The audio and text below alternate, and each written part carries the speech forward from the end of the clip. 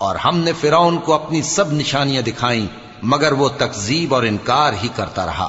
کہنے لگا کہ موسیٰ، کیا تم ہمارے پاس اس لیے آئے ہو کہ اپنے جادو کے زور سے ہمیں ہمارے ملک سے نکال دو؟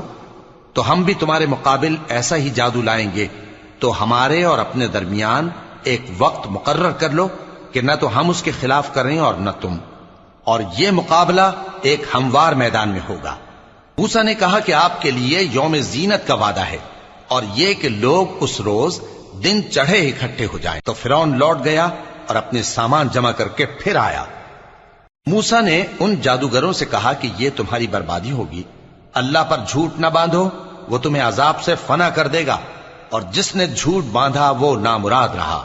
تو وہ باہم اپنے معاملے میں جھگڑنے اور چپکے سرگوشی کرنے لگے۔